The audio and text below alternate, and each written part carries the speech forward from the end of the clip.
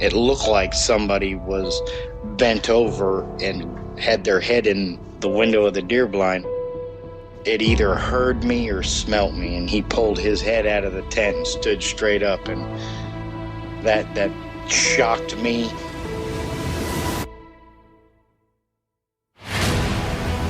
They don't make people that big. The way it moved, almost as if it was gliding across the beach. I've never seen anything move like that in my life. They were screaming at each other in gibberish. It sounded like a language, and they were chuntering away back and forwards, back and forwards, back and forwards.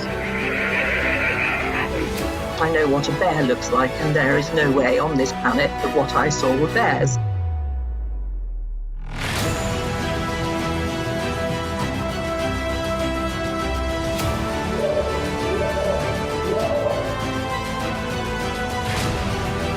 911, what are you reporting? Jesus Christ, you better... Sir? Gio! Hello? Get somebody out here. What's going on now, sir? That son of a bitch is about 6'9", I don't know. Do you see him now, sir? Yes, I'm looking right at him. Uh-oh.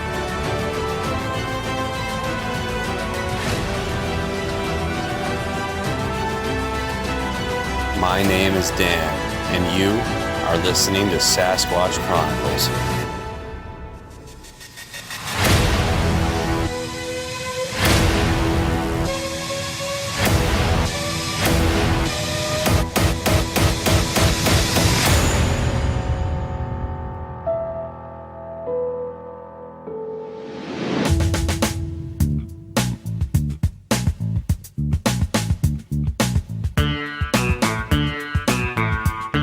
Welcome to the show, everyone. Thanks for being here tonight. Got a great show planned for you tonight. We're going to be talking to Tom from the Lakota tribe out there in Nebraska.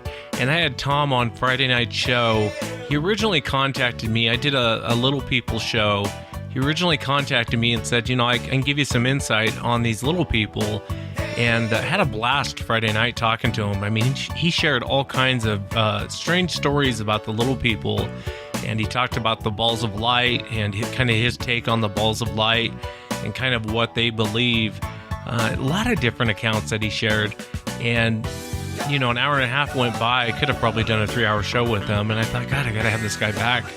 And so Tom's agreed to come back tonight. We'll be talking a little bit more about the little people, other strange cryptids, and even giants. And so stay tuned for that. If you've had an encounter and you'd like to be on the show, shoot me an email.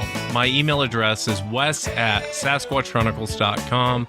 And if you get a chance, check out sasquatchchronicles.com. You can become a member and get additional shows. Let's actually jump into it tonight. I want to welcome Tom back to the show. Tom, thanks for coming on. Yeah, no problem. Thanks for having me again. Yeah, I really appreciate you being here, and I really enjoyed our conversation. I know the show went up on Friday on SasquatchChronicles.com, and as you and I were talking, I was like, man, we could probably do a 3-hour show on some of this stuff. And it's really cool to get kind of the native perspective on different things, because, you know, a lot of times, like little people, for example, I've had people come to me with these encounters. And I remember the first time I heard it, I was like, what in the world is this guy talking about? And then as you start to research it, you start to realize this has been going on for a while. This isn't something new, and people aren't hallucinating and everything else. But welcome back to the show. Thank you so much for being here. If you would, I know there was a couple more little people stories. If you would, take it away and kind of tell us more about the little people. Okay.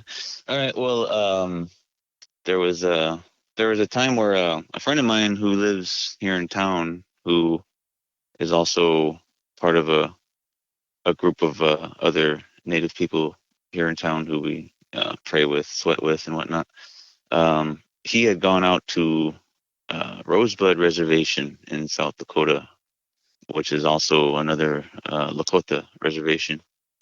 And he went to go visit this old man that he knows out there. And he was, as he went out there, he brings stuff for the family, you know, because for those who may not be familiar, with res life can be pretty rough, and you have to go without a lot of the time. So he'll bring supplies up there for him, food and blankets, clothes, all that kind of stuff. So he gets up there and he unloads his truck and brings all his stuff in, shuts the truck, locks it up, and goes inside.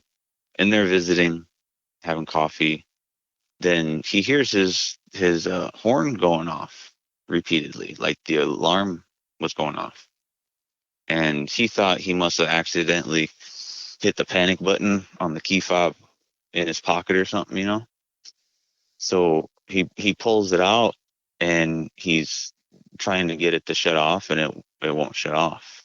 So he thinks there's, some sort of wire malfunction or whatever. So he goes outside, and that's when he notices that not only is the horn honking and the lights are flashing, which is what it's supposed to do if it's, if the alarm's going off, but also the windshield wipers are going and the windows are rolling up and down. And he's standing there like, what's going on? And the old man comes outside and he says, that's just little people. They're just in there messing around. They ain't gonna hurt anything. They might take something, but they're not gonna hurt anything. They probably climbed up into the engine compartment and they're pulling on the wires and stuff. They like to do that sometimes. Don't worry.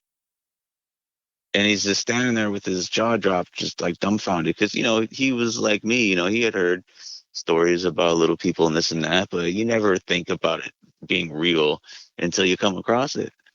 He didn't even think. He said he didn't even think to go in there and look. He was just.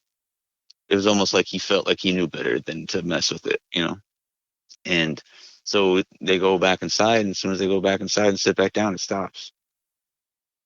And so, yeah, that's just, like I was saying before, like when you go in their area, that's when they seem to be dangerous. But when they come into your area, they're just goofing around.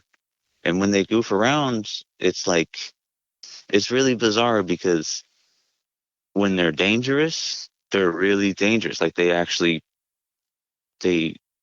come after you.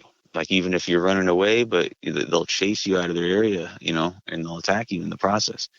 But when it comes time to come into your area and they're just goofing around, they really play around. I mean, it's almost like they become children in the way that they play. And I was saying before about how it almost always seems to be the case that when people come across them, they're in their adult state. Like, I don't know of any stories of people coming across, one that appeared to be a child, like they're always in their adult proportion, but they're just really small. But when they come to play around, it's like they play around like children, like they have this good old time. Like, another friend of mine who he's from the Santee res up here in northeast corner of Nebraska, and the Santee are part of the Lakota people, so they're our relatives.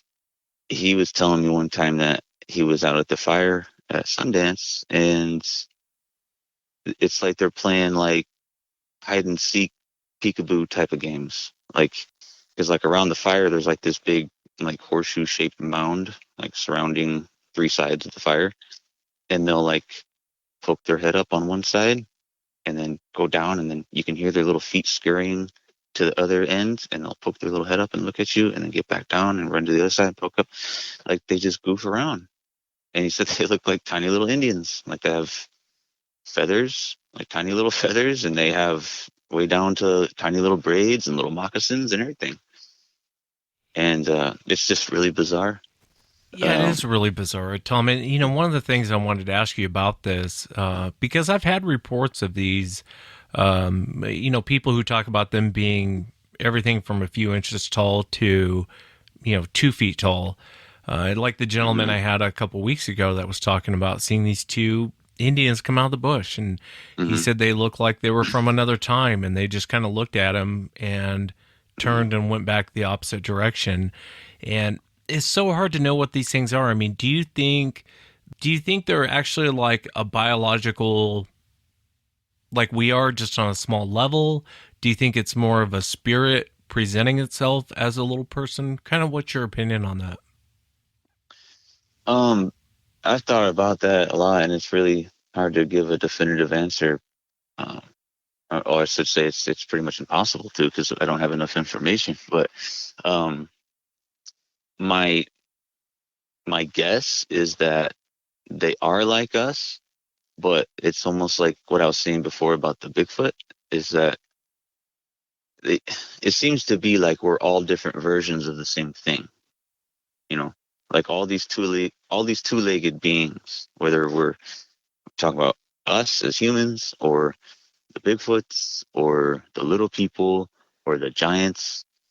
It almost seems like we're anatomically the same thing, just on different scales. Like I was saying, that when we talked before about how, like a tiger and a lion are essentially the same animal. Anatomically, they're pretty much the same.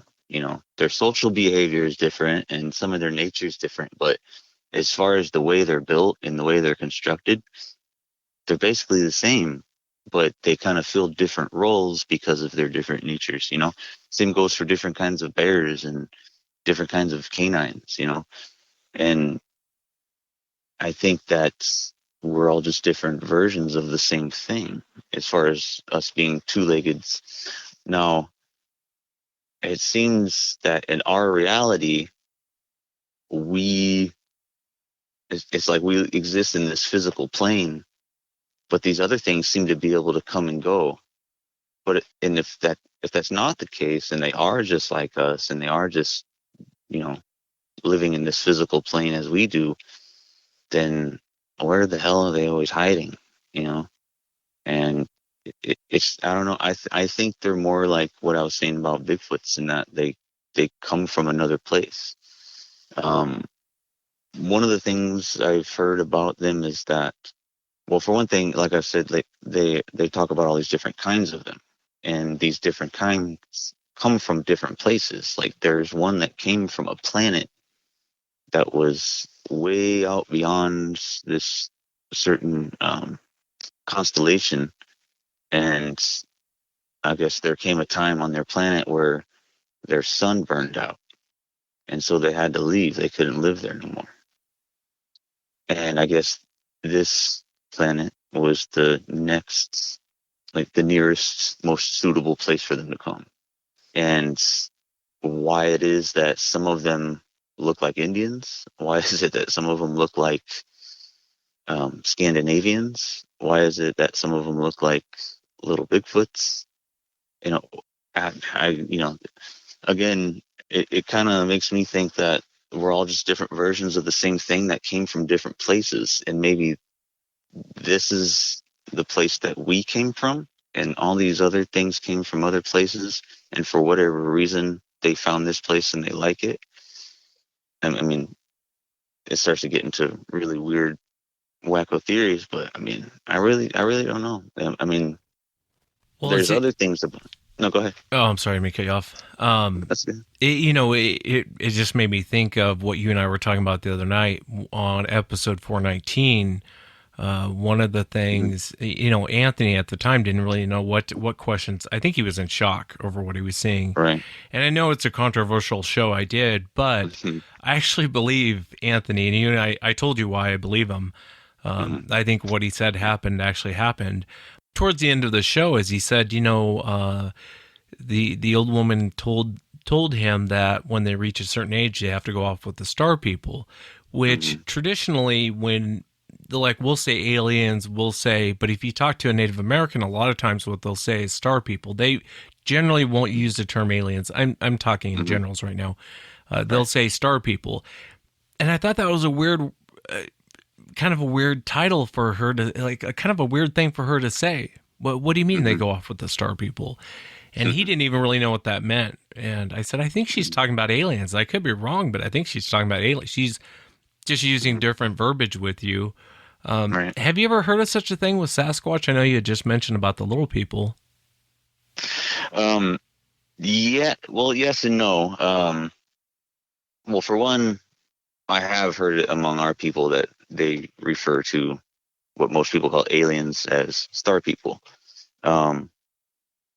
Now, as far as the whole Bigfoot and the alien or star people connection, I've never personally heard anything from any of my people about that happening. But I will say that as much as Bigfoot comes around, like out there, around where my medicine men and them live, they see UFOs just as often. I mean, they talk about UFOs all the time. They happen almost every night.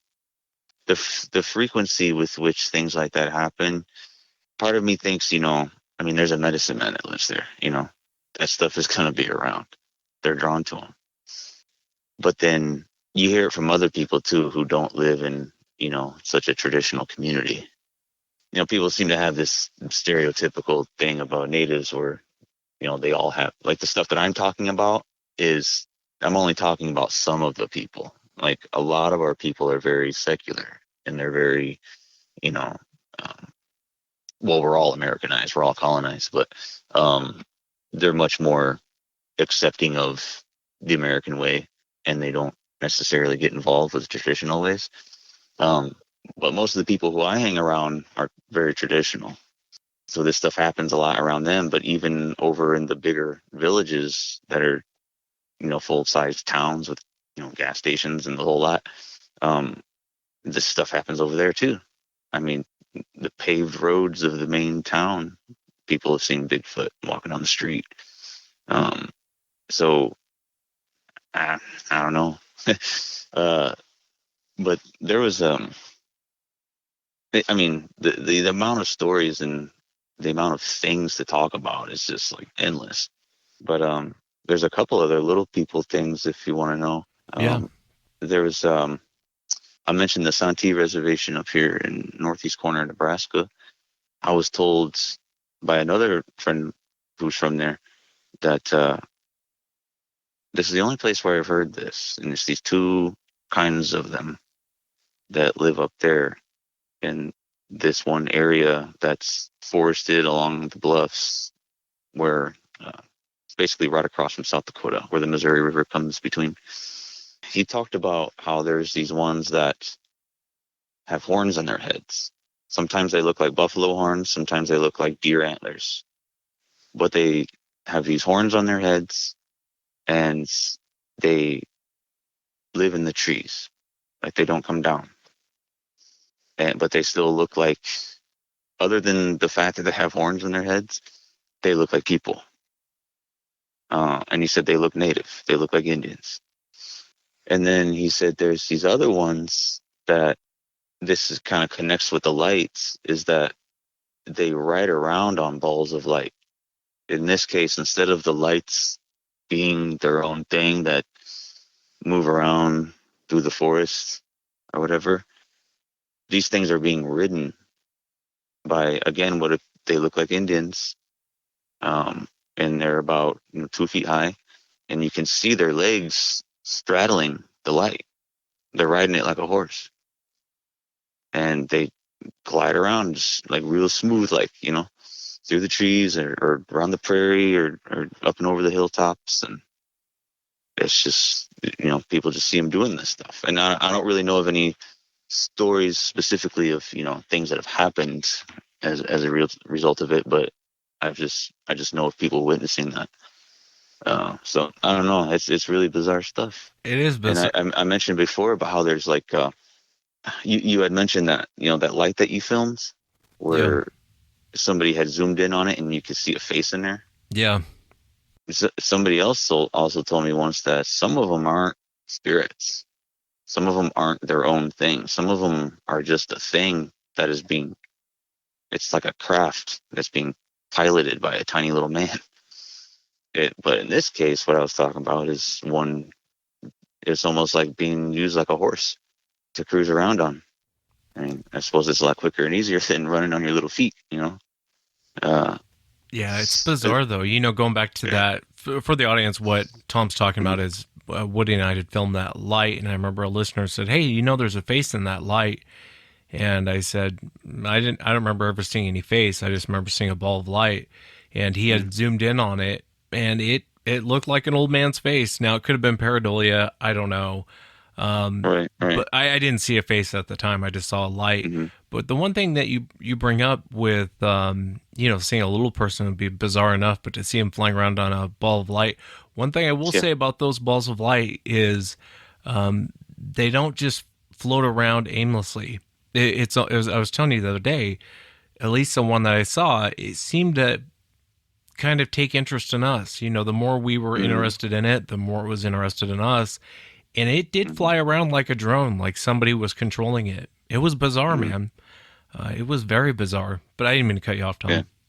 No, it's all good. But yeah, they do really bizarre stuff. Like I've heard of them, like they'll be up there in the hills at nighttime to check out the stars or whatever, and then it's almost like the stars show what should be in the sky starts happening right in front of them. Like they'll see like a light come down.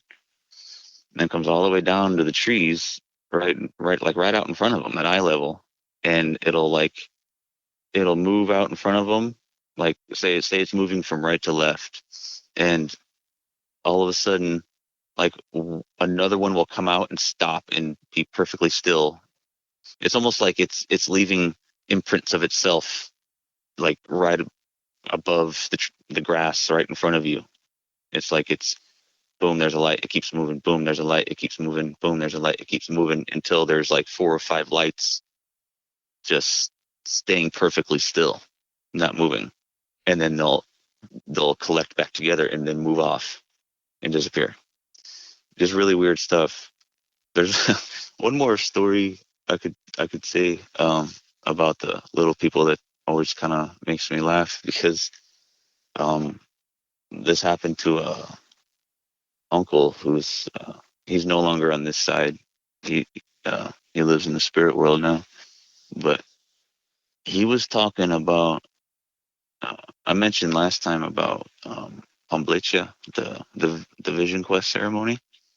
And one thing about this guy, and I won't say his name, but he was always around whenever like we're there in camp. Like if we're out there for vision time or if we're out there for Sundance or whatever it is we're doing, he always come and sit with us and, share coffee and visit and just tell stories, just unload all this old traditional knowledge on you, and I learned so many things from this guy. And so one time we were there for Humblicha camp, and whenever it's Humblicha time, he always talks about his experiences going on the hill. What's Humblicha? What does that mean? Humblicha is it translated. It basically means to cry for a vision. I gotcha. It's part of the vision quest. Yeah. It's just what we call it in our traditional way. I gotcha. And they call it that because to cry for it, because kind of like what I was saying before about our ceremonies are pretty involved, and like the spirits want to see how much you mean it.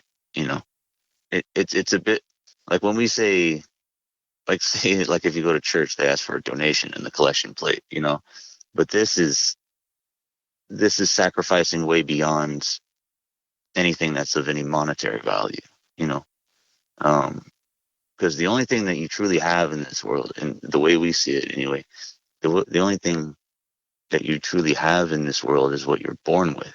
That's your physical body, your flesh and your bones and your guts. That's all you have. Like everything else is an add-on. All your clothes, your cars, your money, everything else is an add-on. None of it is stuff that you need.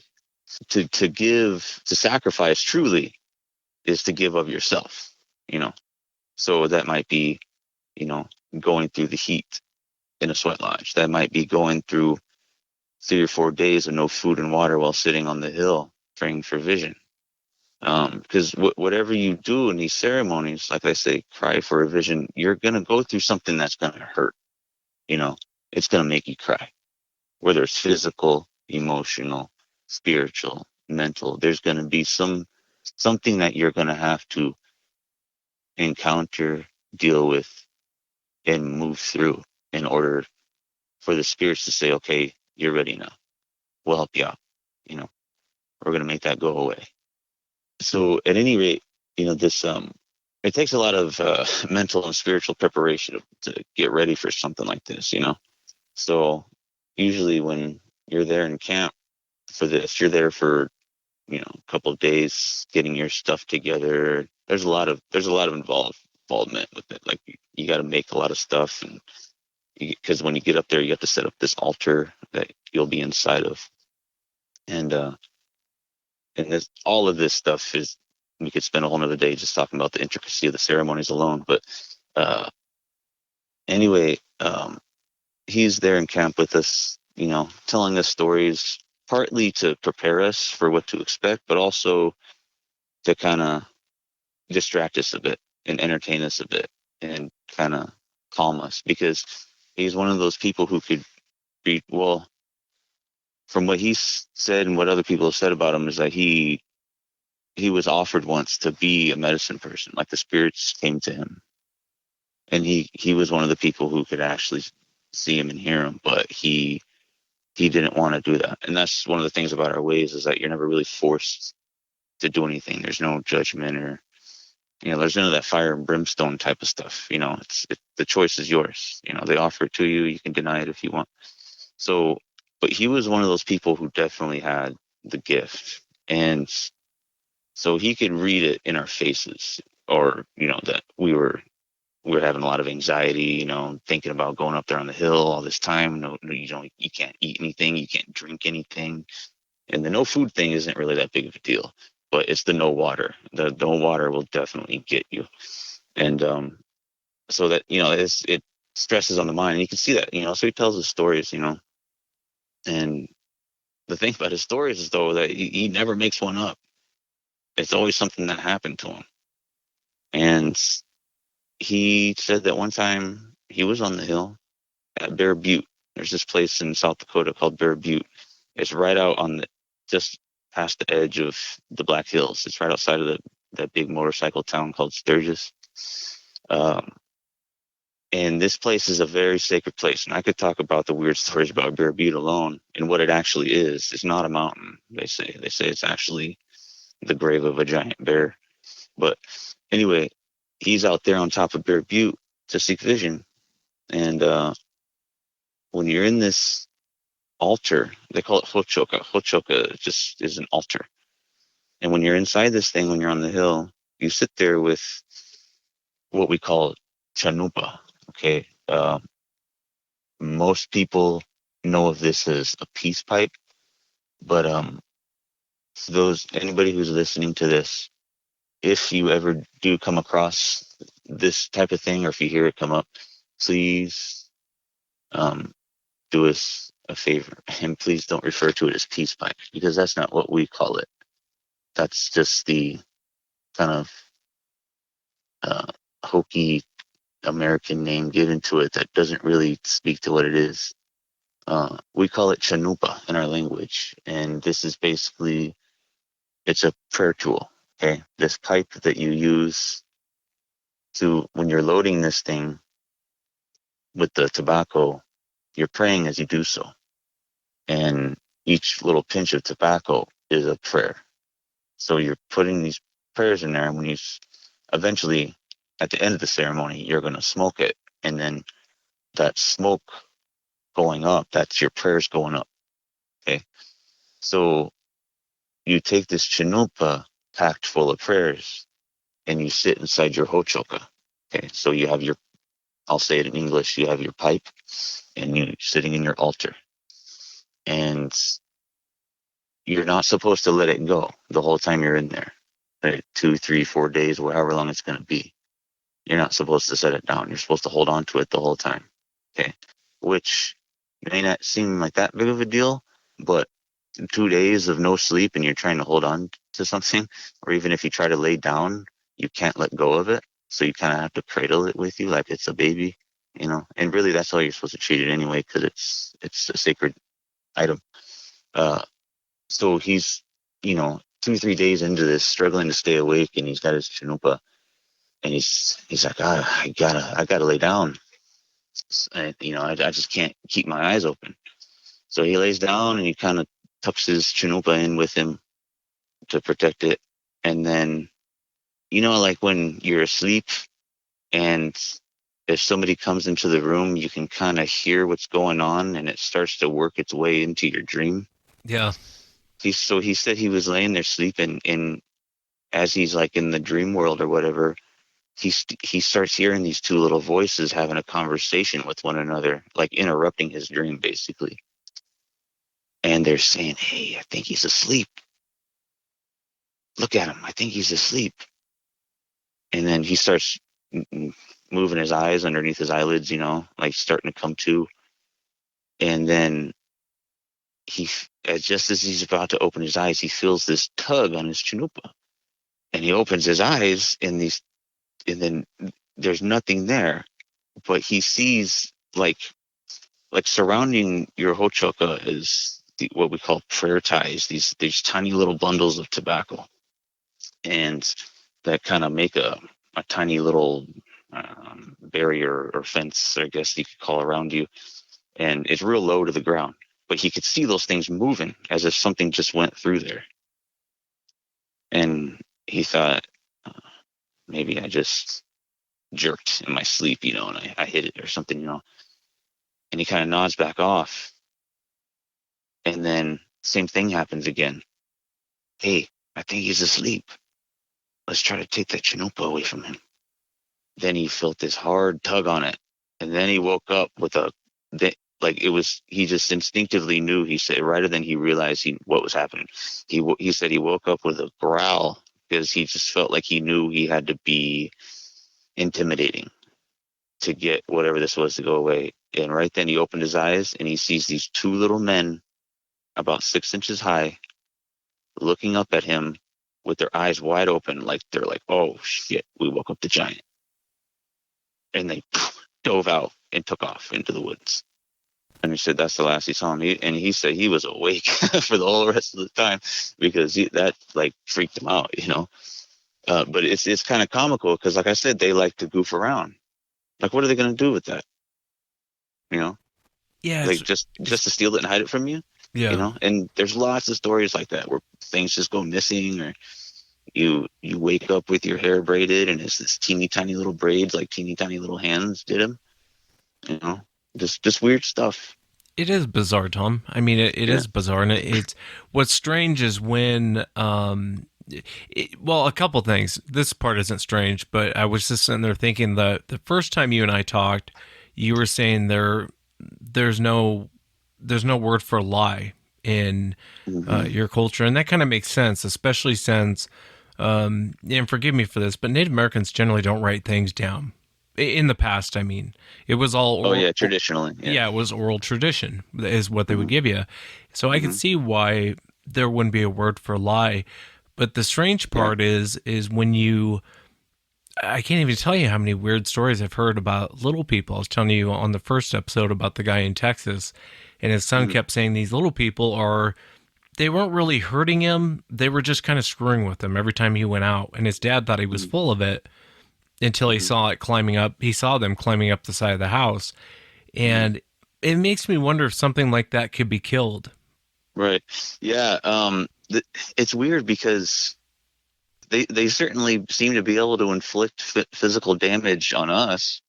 Right. When, you know, the stories of them attacking people like that. I think that kid in Texas said that it cut the back of his leg or something. Yeah.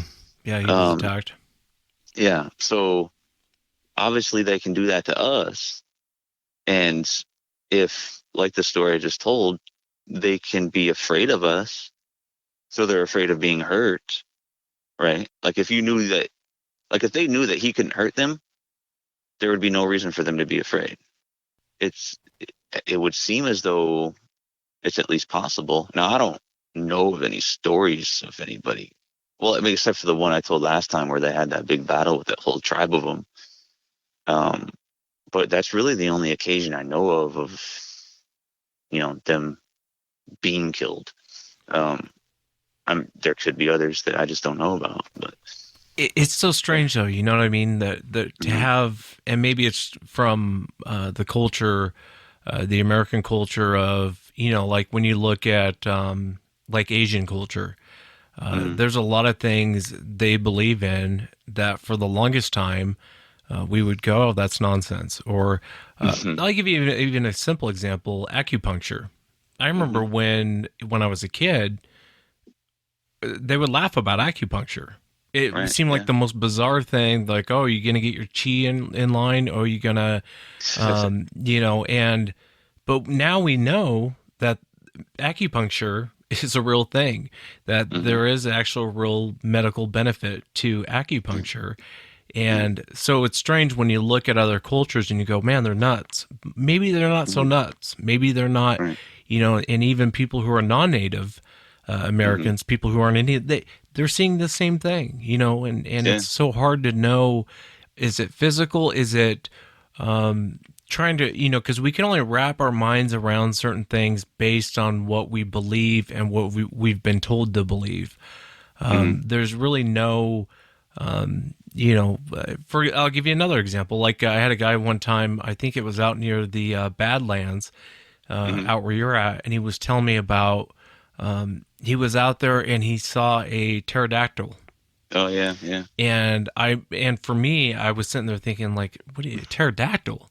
And from growing up, this from in America, you grew up, dinosaurs died millions of years ago and they don't exist today. But this guy's describing a freaking pterodactyl the size of a small plane flying above him near the Badlands. And I asked him, I said, what did it do? And he said it just flew off. And he described it, and the way he described it was a huge pterodactyl. And if he's going to make something up, why would he make that up? You know what I mean? Like he saw a pterodactyl, huh? But what's weird is you see a lot of that in the Southwest. Yeah, and it's weird because the Badlands aren't. I mean, we're not Southwest. We're right in the middle, right?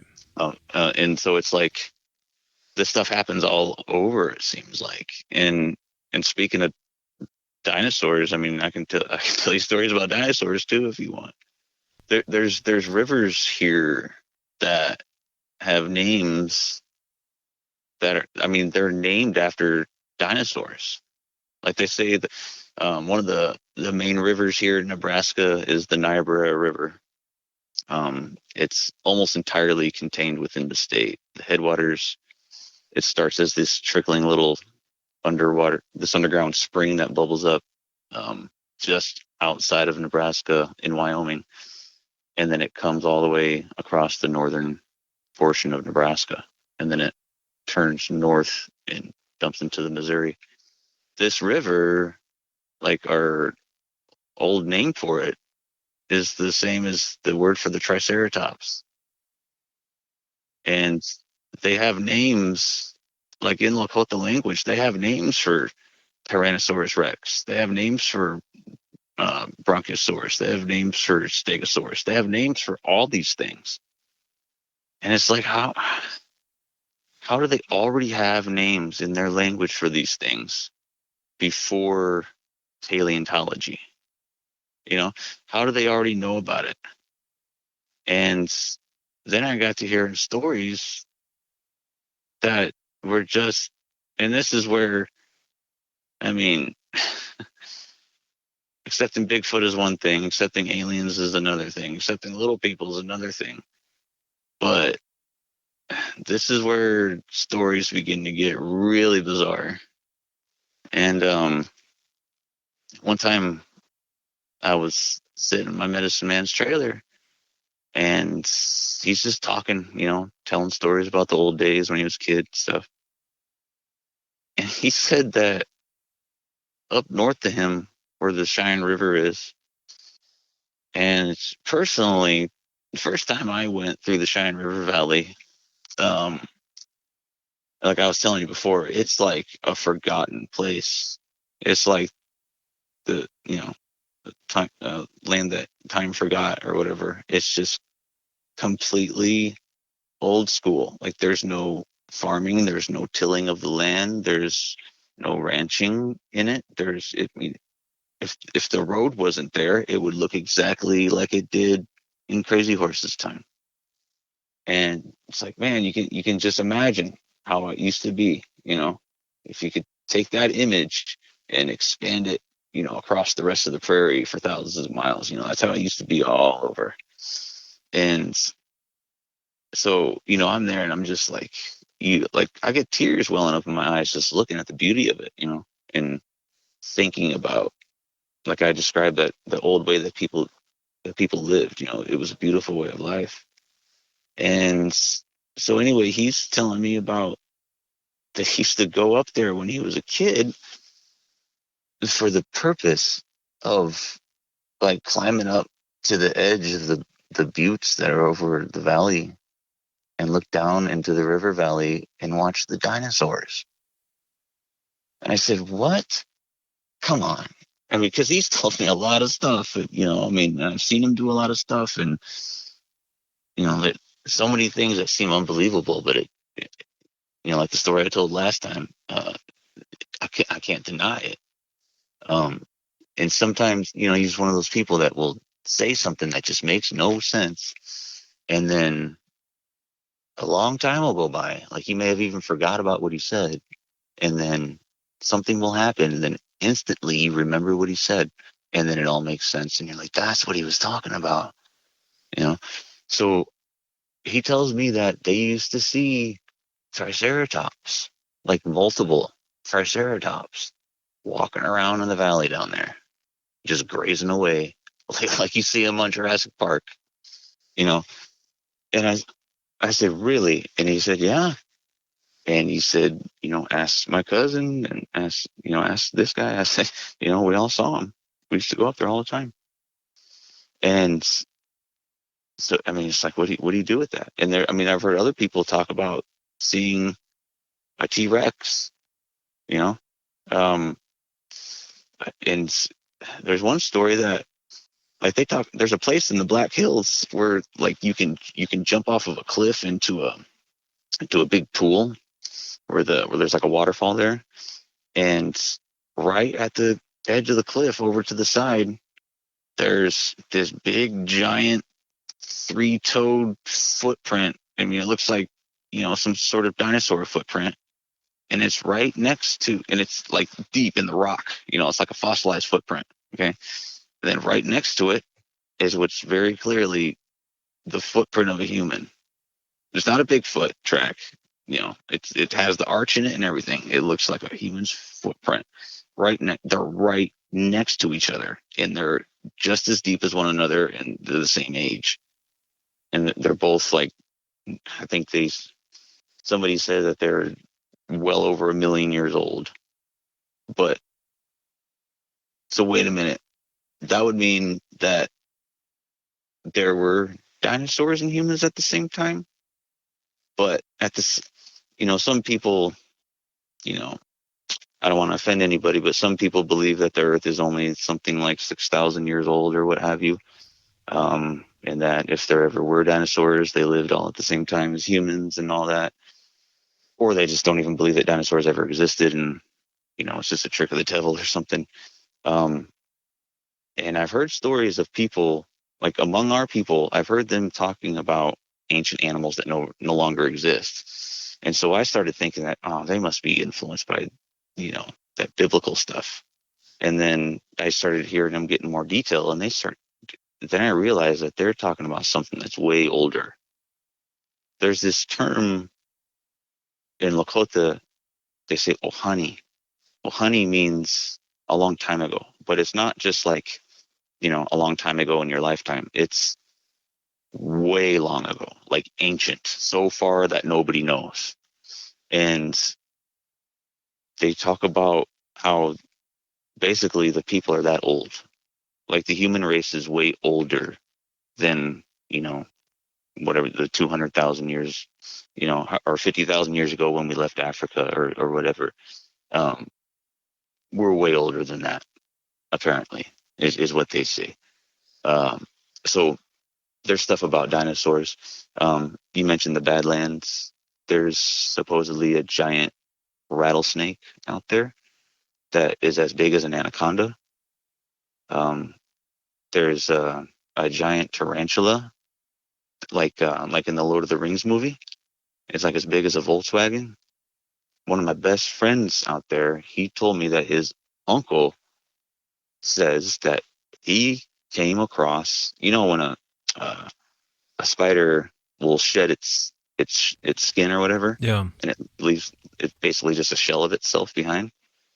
He found one of those like crumpled up, and like the legs will be all crinkled up, and all that, like folded in. He said he found one of those, and like he said, if you were to stretch it out and stand it up, it would be almost as big as a car. He said he thought it was like he thought like one of those big canvas tarps Oh that yeah. you can use to throw over a structure or whatever. He said he thought somebody left one of those out there. So he's like, what? I'm going to drive this back to my truck and keep it, but when he got up on it, he realized that's not what it was at all. And he said it was like this giant shell of a spider. So it looked just like the ones that you might see around, that of normal sized spiders, but it was huge. And out there in the Badlands, man, don't let the National Park Service fool you. There are places in the Badlands that they don't know how to get into, and they don't know how to get out of if you were in there. Like there's places that they have it mapped on foot. Like you can fly over it in a plane if you want. You can send a drone over there and look down in there. But as far as the Park Service knows, like they can't get in there on foot. I mean, the place is a maze. It's huge and it's intricate. It's extremely easy to get lost in there. I mean, it is not hard at all. And there are caves in there there's caves underneath the Black Hills, and the Black Hills and the Badlands are right near each other. Okay. And there are caves. If you enter into the Black Hills, they go for hundreds and hundreds of miles. It's one of the biggest cave networks in the world. And they go right underneath the Badlands and connect to the cave openings in the Badlands. Who's to say that there's not some hole in there somewhere where a rattlesnake that big could slither into, Now, how would it get that big to begin with? Who knows? And people talk about there's a giant snake being that, it exists amongst a lot of the plains cultures.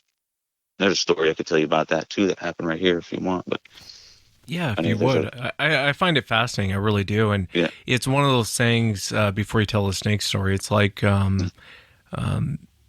I guess it all comes down to your worldview on what you think. It's not so much what these things are, it's that people are seeing them. And that's the bizarre part. Like Dogman or anything else. It's like Dogman, like your snake. Dogman makes no sense. Right. I can bring you several people have seen it, and they're all describing the exact same thing, and they don't know each other. So I guess it all depends on your worldview. It wouldn't shock me one bit if something like that was going on, especially in the Badlands. But yeah, tell me the giant snake story. Yeah. Okay. So this is like it's kind of like the Dogman thing. It involves a creature, or like the giant rattlesnake or the giant tarantula. Like it involves a creature that isn't supposed to exist. And what really makes me think when something is like not just a normal animal and is actually a spirit being is when it seems to be a combination of things, like the Dogman. One thing I'll point out before I get into the story about the snake, if I could, one thing I've always thought about the Dogman is that dogs don't have collarbones. They don't have an open chest. That's why their shoulder blades are parallel to one another. When they're standing up on their four legs, their shoulder blades, they run up and down, and they're parallel with each other. When we stand up on our two legs, our shoulder blades are, on our they're basically on our backside, and they both face the same way, right?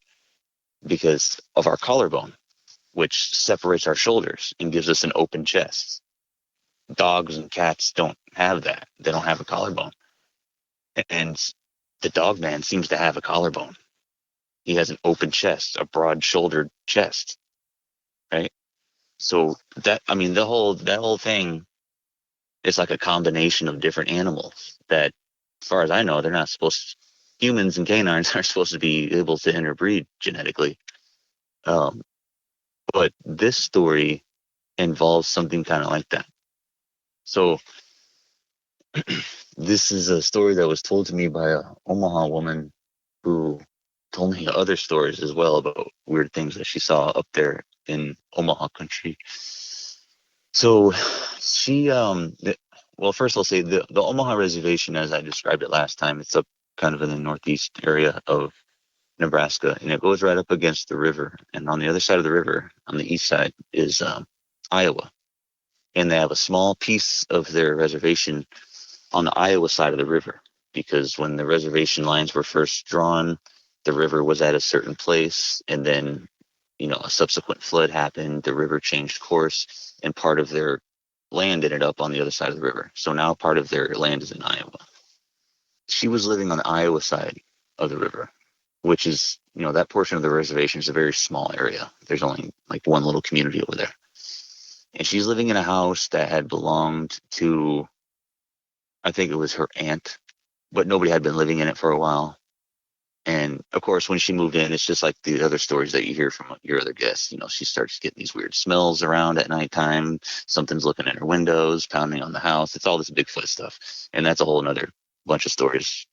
But she said one time she had a day off and she went down to the river and she was going to fish. And she walks down there with her little cooler and whatnot and fishing pole, sets up a little chair. And then across the river is the Nebraska side of the reservation. And the river at that point isn't very wide. It's like, I would say maybe 50 yards wide at that point. And on the Nebraska side of the river, that's the area where I was talking before that they call down bottom, where most Omahas don't go, especially at nighttime. And, you're not supposed to go by yourself because of the weird stuff that happens down there.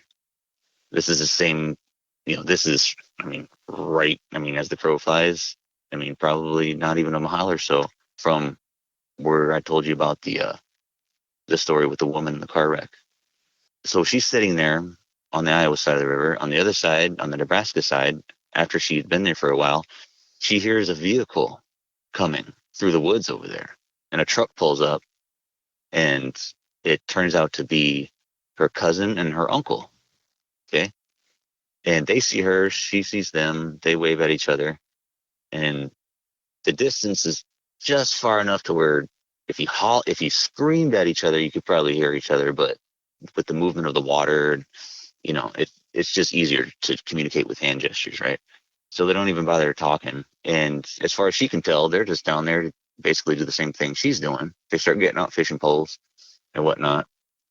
But then she said where she started to see a turn, or when she started to get a bad feeling about something happening, something wasn't right. She said that when she started getting this bad feeling in her gut when they cracked out a radio and turned on loud music, and then she said she began to notice that it appeared that they had already been drinking by the way they were moving around. And then they crack out more beers and they're drinking. And they're just, having a good old time with some loud music and some beers, fishing, right? No big deal. But again, this is one of those areas where they say you don't mess around down there, because the things that live down there don't take kindly to disturbance. And so she's just like, oh, these guys are gonna, she's worried that one of them's gonna get drunk and fall in the river. She's thinking of practical things. As they're sitting there at the edge of the river, there's like these along the bank of the river there, in certain places they put all these big rocks to help to keep the bank from eroding away. And you can kind of climb down on these rocks to get closer to the water. So that's what they're doing as they're fishing, The uncle, I don't remember if She said that he did something that, like, I don't know if he threw a beer can or he tossed some trash or he did something that, you know, supposedly these spirit beings, they don't like that, you know. You're supposed to be respectful. So right after that happened, whatever it was that he did, as he's standing there on these rocks right at the edge of the water, she sees this giant snake emerge from the water. She said she likened it to that movie Anaconda with Ice Cube back in the day. Yeah. Where when that movie came out, I was a kid, you know, I was a huge Ice Cube fan at the time, so I went right to the theater to see that movie. Yeah, so did I. Yeah, right. So she said she likened it to the snake in that movie in terms of its size. And it come up out of the water, grabbed him, wrapped around him, and took him into the water. Now, before I go further with what happens in the story, this is what I'm saying about the thing being a spirit being and not just being some freakishly large snake, is that she said the face of it, because she said when it appeared out of the water, it was about in the middle of the river. So, you know, that's 25, 30 yards from her. So she got a good look at the head and the face of this thing. And she said it did not have the face of a snake. Like it looked like a snake all the way, you know, the whole body, the stretch of it was a snake all the way up to the base of the head. Like the top of the head, it was still shaped like a snake's head, but the face, it didn't have snake eyes. It had human eyes. It had a human's nose. I mean, it stuck out like a human's nose. And it had a mouth that opened like a human's mouth. She really struggled. She sat there for a while as she was telling me this, like kind of in silence, trying to articulate it, you know. And so me having not seen it and telling it secondhand, I can't do any better than she did. But she said it looked like the face of an old native man. And to top it off, it had, you know, if a native man, at least here in this part of the country, the way traditional native men, if they have two braids, say if they're dressing up for something, you know, and they're trying to look good or what have you, there will be a very nice, even, like perfect part of the hair right down the middle. And then on either side of the head, the hair will be pulled very tight into these perfect braids. And the braids will be at the base of the, you know, of either side of the head, and the braids will come down over the shoulders in front of the chest. She said it had exactly that type of braids. It had a feather, like an eagle feather, sticking out of one of the braids. Like it was, you know, some Indian from back in the day who transformed into a giant snake. So that's what she said it looked like. And so it grabs this guy, her uncle, the older one, and wraps around him just like a constricting snake would do, like an anaconda or what have you. Pulls him into the water, and there's all sorts of thrashing and whatnot. And the cousin, he's on the bank freaking out, like, you know, he doesn't know what to do. He's like pacing back and forth, yelling for his dad, you know. And there's all this thrashing in the water, and she's just sitting there just completely shocked, you know, just watching this happen. She's frozen. She doesn't know what to do. And when the water returned to its normal, I mean, it's not calm because it's a current, it's a river moving, but when it returns to its kind of normal state, the snake is nowhere to be seen, but his body is laying there, like, you know, floating. And, you know, it's almost about to head downstream. And he, the son, jumps in after him and pulls him back. And pulls him back up onto the rocks, and his body is just like, it's like he was crushed. like he's all swollen and battered and bruised, and his bones are obviously broken, and he's barely alive, and he's barely conscious. He drags him and gets him up into the truck, takes off, and so she's left sitting there, thinking, where is that thing? Where did it go? Is it coming over to my side of the river? She just takes her stuff and leaves. Later, she finds out that when he got back into town with him and took him like to the clinic or whatever, he's going off on this big story about what happened. And it's very clear that he's drunk, right? So the people there at the clinic are more concerned with calming him down and treating the one who's all beat up or whatever, than, investigating what's going on, at least right at the moment. So they get, they get the older guy, the father of the, taken care of. He ends up surviving, as far as I know. I never heard that he died, so I don't. So as far as I know, he did survive this. But later, the son went down there with tribal police to show him, or to show them, where it was, what happened, all that stuff. Being that they were drunk, and being that there were all these large rocks there at the river, they concluded that he was drunk, he fell in the river, and the rocks rolled onto him and crushed him. And that's what caused all the injuries. No, nobody would believe it. Well, I shouldn't say nobody would believe it. I think some of the tribal cops, one of them in particular, who was another cousin related to these same individuals, said that he believed it because he had heard of other people seeing this thing before. But they can't say that, because even though they're tribal police, they're still a police department. And, they're like a lot of other cops, like as individuals, they're probably much more open to this stuff because of what they were raised around.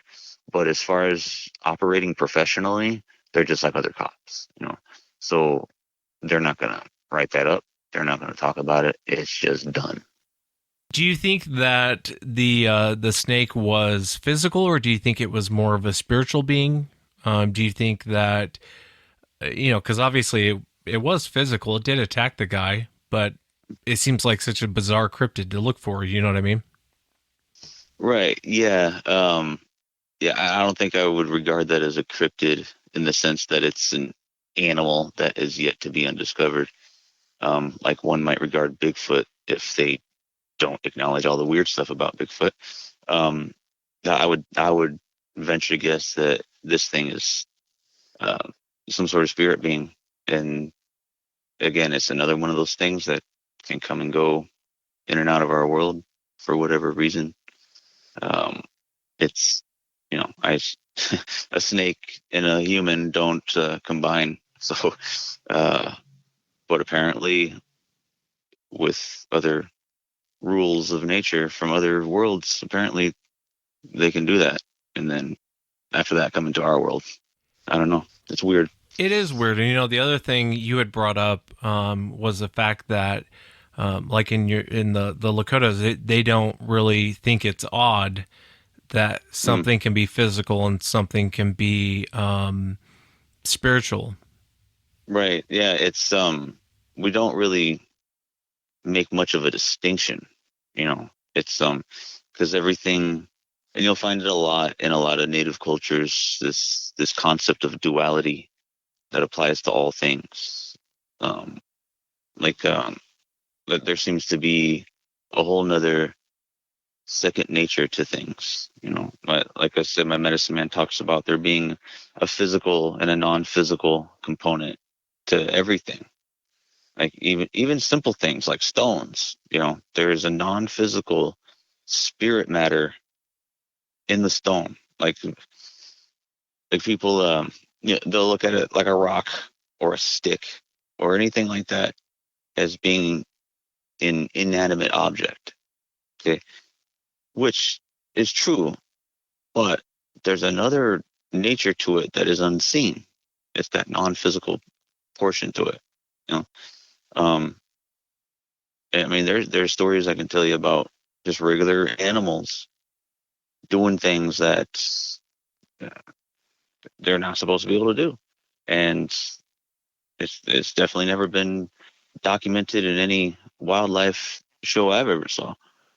It's just weird.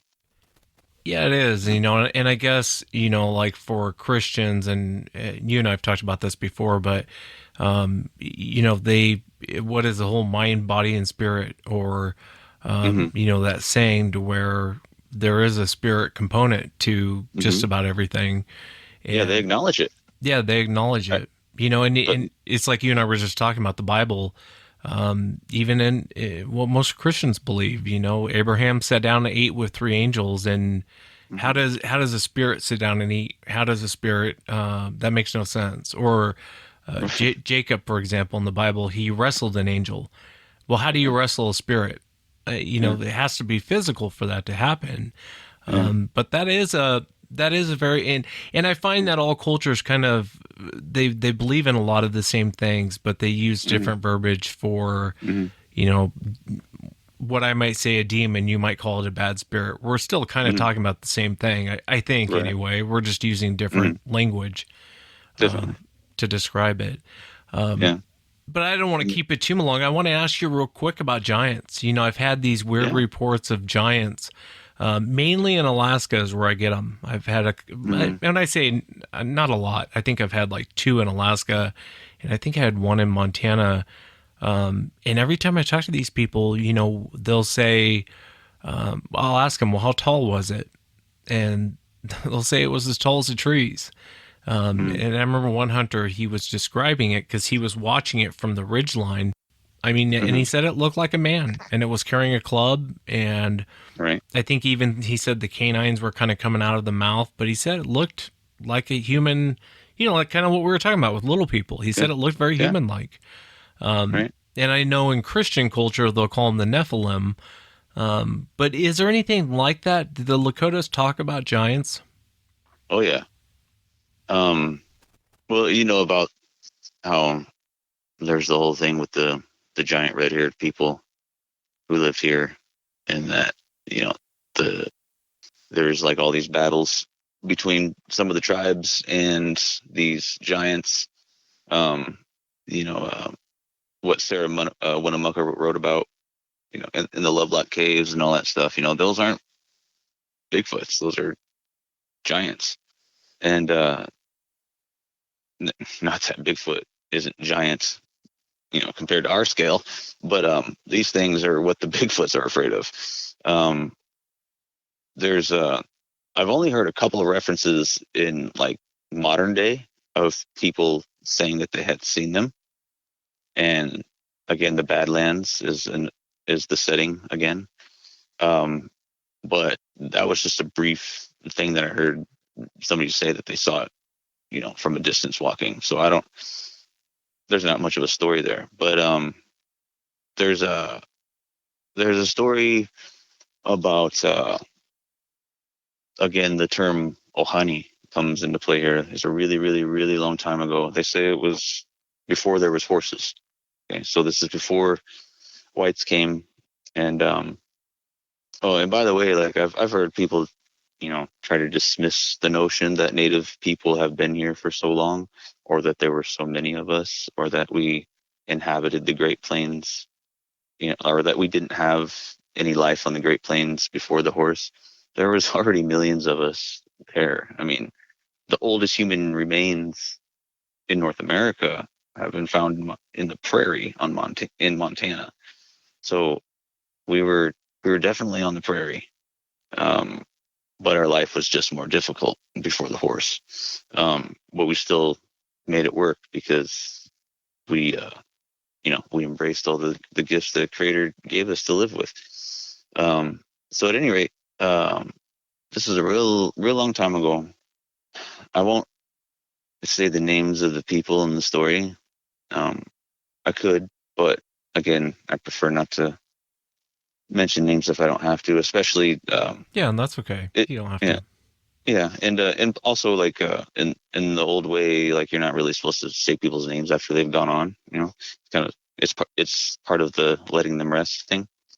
But anyway, the name I will say though is that there was a giant that they say at the time that this happened in our region, there was still one giant left in our area. That's not to say that there weren't still other giants also in other areas, but as far as we know, there was only this one left. And his name was Eon, is what they called him.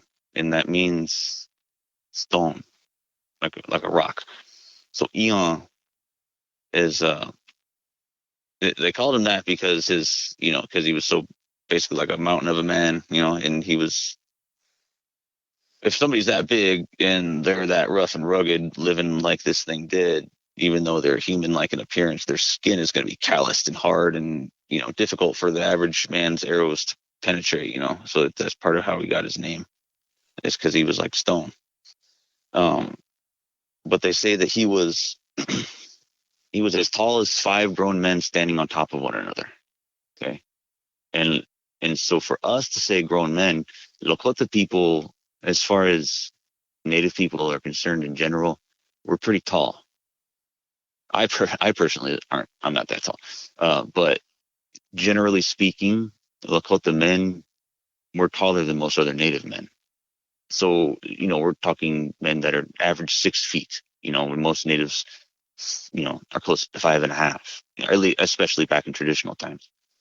So if the average Lakota man at the time is 6 feet high and there's 5 of them, that's 30 feet.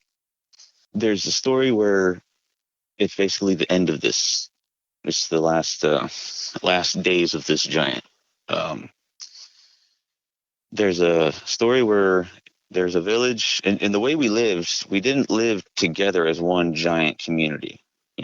Like at the height of our population before we were colonized and all the wars, the reservations and all that stuff, before our population was so dramatically decreased, we were upwards towards 100,000 people. We're a big nation spread over a huge area, parts of Nebraska, South Dakota, North Dakota, Montana, Wyoming, and Colorado. Okay. Huge area. And that 100,000 people was broken up into several small villages. Okay. And each of us is basically, independent to our own, we're up to our own thing. But if there's trouble, we can depend on the other people in our nation to come to help us, because not only are we politically allied, but we are related, because you typically marry outside your own setting. You marry outside your village, or you marry outside what they call your band. So that way the entire nation, all Lakota people, are essentially interwoven into one huge family group. Okay, basically all Lakota people are related to each other in one way or another. And the reason that we married outside of your band or what have you is that you can't marry the person right next door because they're probably too closely related to you. You need to keep your gene pool strong, so you have to marry outside to keep the. So anyway, this one small village is doing its thing. It's camped, and it's a nice summer evening, calm, and all of a sudden the sky erupts with, like, they described it as thunder, but it was the groaning of this Eon. Eon comes in. They said he came in like a tornado, in that teepees are flying everywhere, and there's debris getting smashed up. Horses are flying through not horses, but dogs are flying through the air. Like crazy stuff is going on, and people wake up in the middle of the night. And the scouts in the village who were keeping watch, they didn't even hear him coming. He was like he was crawling or something up on them, and all of a sudden he came smashing in, and so they're hollering to wake everybody up. Everybody's frantically trying to keep a hold of their children, or just try to protect their loved ones and so forth. Well, he ended up snatching up 4 to 5 women and swallowing them whole. That's how big he was. He swallowed a grown woman whole, and he takes off after he got his fill. This is, well into the night, so they only have to wait a little bit for daylight. And it's decided amongst one of the men it was his wife who was gobbled up. He, along with 7 other men, the 8 of them, set out to finally put an end to this thing. And so they're following him, tracking him with his giant footprints and stuff. They catch up to him late in the day. And they see where he is. And so they decide what to do from this point is 6 of these 8 guys will stay and dig and dig and dig as fast and furiously as they can, the biggest trench that they can possibly dig. Okay. And these other 2 out of the 8 will continue to track him, keep following him. And when they look back to where they had left their brothers, they will, and I say brothers as, we regard each other as brothers, whether we're actually biologically or not. They left their brothers over there, they're going to look back over there and wait for us. They're going to send up and I hate to sound stereotypical, but they're going to send up a smoke signal to let these 2 know, okay, the trench is ready. And so basically they made themselves clear to him. They, instead of following him cautiously, they, got out in the open and got his attention. And so he turned after them and started chasing them. And they run all the way back to this trench. And remember, this is a trench big enough to fit a 30-foot tall man. So this took another day or 2, and they're digging nonstop basically through the night. And I mean, that sounds like quite a task, but if you're inspired to do so because, it just ate your wife or it just ate your mother or whatever, you probably get the job done, So finally they get his attention. And so this is, at least 2 whole days, 3 whole days since the initial event of him attacking the village. And he's chasing them back, and it takes everything they have, of course, because his strides are enormous. And they're taking off towards this trench, and he's so close behind them to the point where he knocked one of them down as he tried to swing out to grab him, knocked him down. And the final one gets right up to this trench, and they had piled up a whole bunch of timber right at the, because the way they were coming at the trench, it's like they were facing it like long way, so that he could go into it basically. And they set up all this timber right at that one end of it so that he would trip, go down into it. Okay. So the last of the runners, he dives out of the way.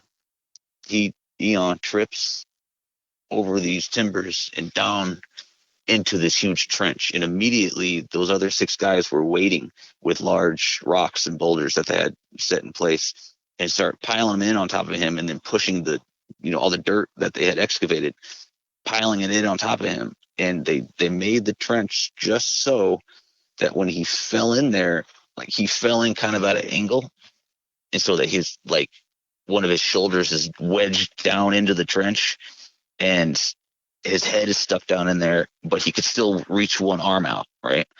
And so but before he can, really move and get himself unwedged, because they made it narrow so that it would wedge, his weight would cause him to be wedged down in there so that he couldn't, free himself immediately. Like if they were to leave him like that, he could struggle and get himself free, but they wanted him to be just trapped enough to where he would be, struggling to get out, but that struggle would be made increasingly difficult by the fact that they're piling on all this earth and rocks and everything to keep him weighed down. Now, as he's doing this, of course, he's struggling to breathe. Every time he breathes, he's breathing in these huge dust clouds, right? Making his breathing more difficult. They're piling it on and piling it on, and he suffocates. He's finally dead.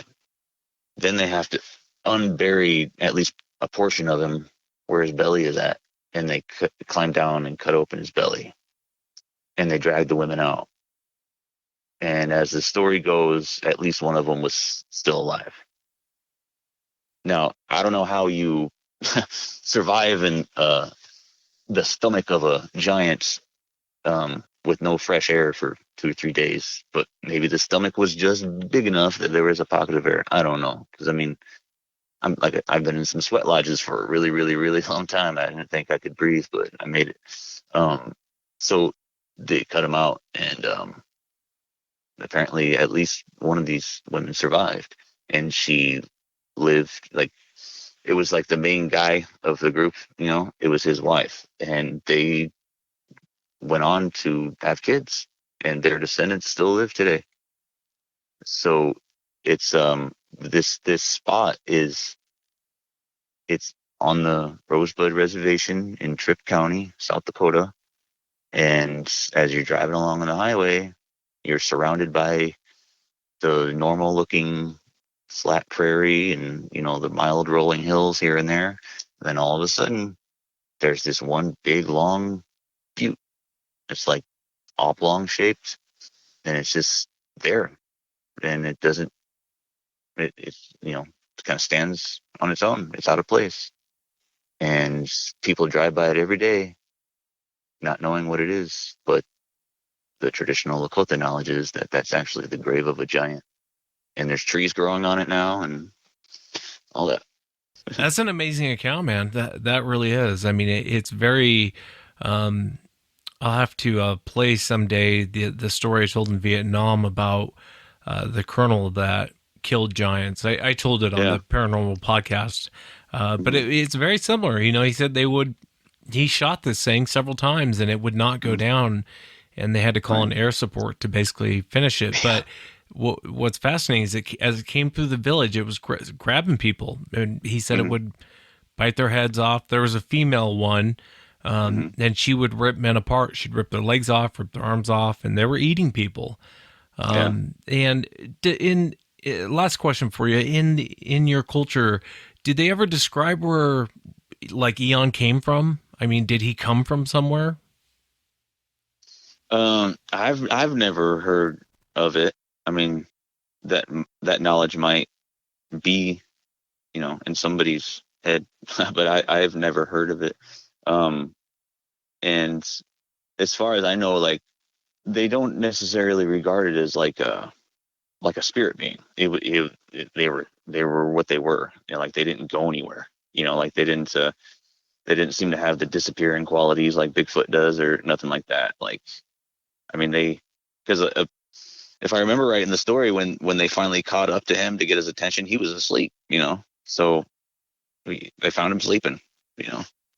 But you hear stories of supposedly people find Bigfoot sleeping too, and they eat, true. And they poop and they pee and they do everything else. But you don't hear anything about, at least in my, I've never heard of this Eon or, any of these other giants having that, I don't know, mystical, if you want to say, quality to them.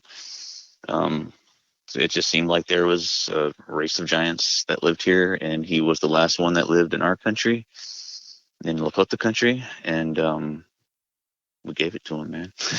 Yeah, I was going to say, yeah. We gave it to him like custard. He got custard. He got custard, yeah. Don't mess with the Lakotas. Or as they say, custard got sued. Get it? Yeah. Sieux. Yeah. I get it. Yeah, and he did. Yeah. good for him. Yeah. Well, yeah. Good riddance. I'm with you on that one. Yeah, Man. yeah. If you read the history of it, he sounds like a hero and stuff. But when you start hearing the reality of Custer, he really wasn't. He was kind of a dick and kind of a scumbag. Yeah. I'm sure a lot of people are going to be upset that I said that, but it's true. Look up the history of Custer. I mean, yeah. And the same is true for, you're afraid you're going to piss somebody off. I'll probably piss a lot of people off here with this, and so I won't go too detailed with it, but I will say briefly that Custer is just one of many heroes in American history that if you know, you don't have to read a whole lot about them to find out that these people were terrorists. Vindictive. I mean, they were terrorists. They were either slave owners or they were Indian killers.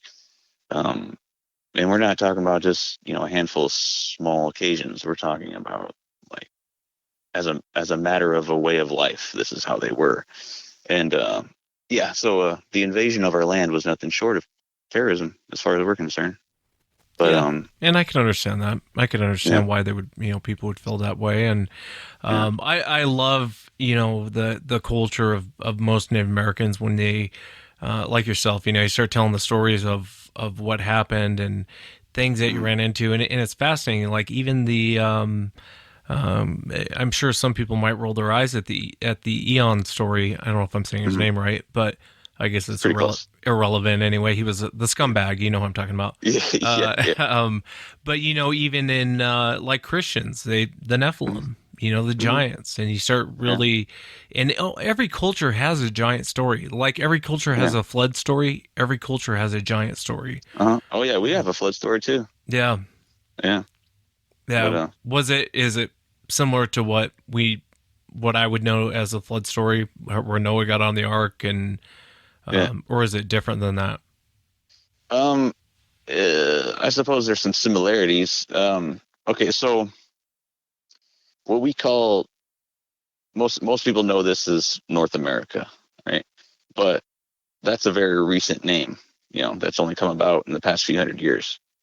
Before all that, we have always called this place Turtle Island. Okay, and I'm sure you probably heard that.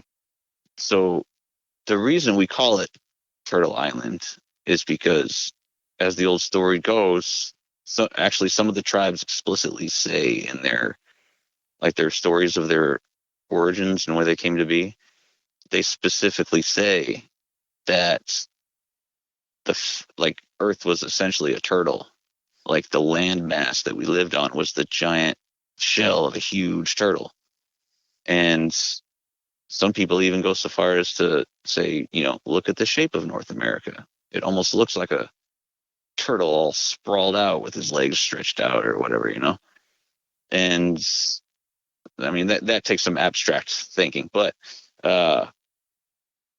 one of the things about it being Turtle Island is the fact that if you were a tiny, tiny, tiny little thing and you could stand on the back of a turtle while it's surfacing in the water, and like a turtle, there's basically two ways that a turtle will surface. They'll either just poke their head straight up and their body will kind of be just hanging down directly beneath them, or they'll level their body out so that their head is poking up and you can see the top of their shell, right? So if this is the shell of a turtle, and turtles do what turtles have to do, they surface for a while and then they submerge.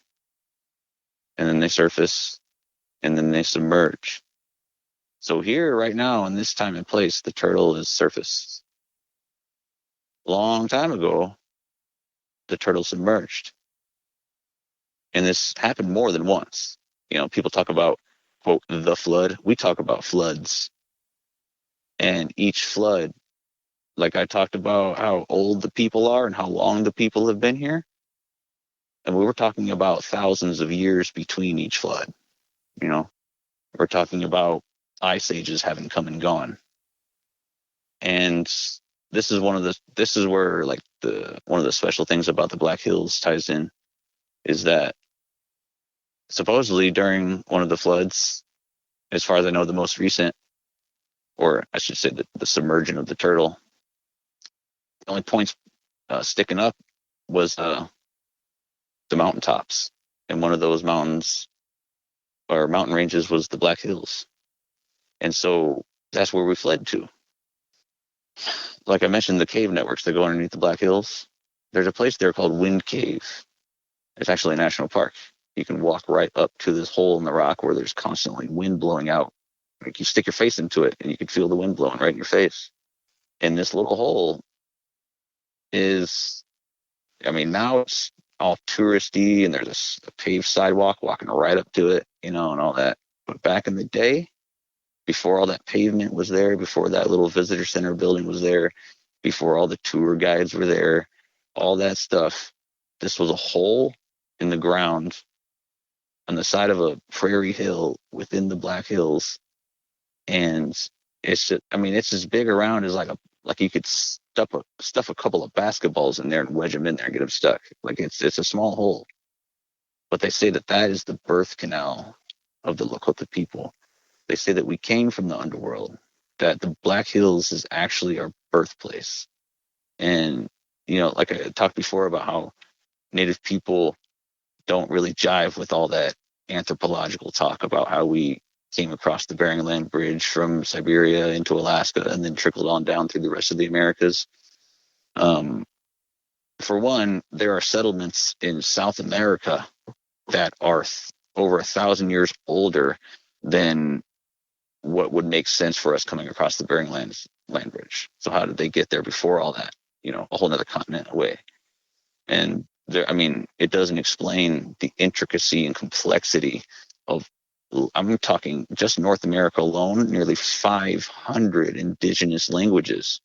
And some of them are as different as English is from Mandarin, you know, and then that's not counting South America with just as many, you know, and then the Caribbean with, I think, 4 or 5 different native languages, you know, prior to colonization. So when Native people say they came from the land, like this land literally birthed us, this is one of those examples. They say that we came out of that hole, and this is true for at least this last time of now that the turtle has surfaced. Because while it was submerged, everybody had fled there and lived inside the caves of the Black Hills. And my medicine man was actually telling me that there was he was over there, you know, doing some talks or whatever, and there was an archaeologist there, and he was what we call one of the good ones. Like he primarily sought the native perspective on things before he would, you know, go with the, you know, the basically the textbook version of, you know, what most of Americans want to hear. Like he would promote the native view more than anything else. So my medicine man would talk to him, you know, and this guy told my medicine man that they recently, and when I say recently, my medicine man told me this like 5 years ago, but they had recently found remnants of human campfires 80 miles deep into the Black Hills, into the caves. 80 miles into the caves. And there's campfires in there. And not just like one campfire, but like communities. And so when the turtle surfaced again,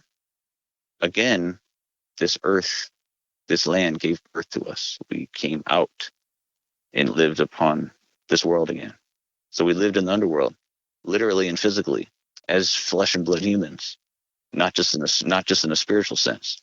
So when they talk about this stuff, they're not talking about, you know, I mean, some of it sounds like poetic and spiritual or whatever, but more often than not, the stuff that a lot of people regard as legends and myths, they're talking about real stuff that happened, you know. So I don't know. It's just, yeah, it's pretty wild. It's fascinating. You know, it's I guess it goes back to why the Black Hills are so sacred. Why, you know, when people go up there, start, I don't know that they do it now, but back in the day when they would just go up there and start, you know, getting gold and all the minerals out of it, it would piss off the locals. And it is fascinating. The whole thing is really fascinating to me, especially talking to different cultures. And I really appreciate you coming back, Tom, for a part 2, talking about the Lakotas and I know the members loved part 1, and I was getting emails from people. They're like, you got to have this guy back. So I really appreciate you coming back on, and I'd love to have you back on in the future, man. Yeah, no problem. There's plenty of other stories to talk about. Like I haven't even told you at all about like some of the Bigfoot stuff that's happened to me. Like I told you, I've never seen the thing, but you've had people on in the past who have had stories where they never saw the thing, but pretty much everything else that could happen in an encounter took place. Like, rock throwings, weird sounds, tracks, structures. Like I've experienced all that. And I can tell you some of those stories another time if you want. I would love to have you back. Would you come back for a part 3? Let's do a part 3. Why not? That's no problem, man. No problem.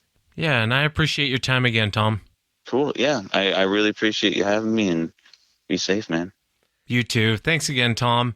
And that's it for tonight, everyone. Remember, if you've had an encounter, shoot me an email. My email address is wes@sasquatchchronicles.com. If you get a chance, check out sasquatchchronicles.com. You can become a member and get additional shows. Until next time, everyone.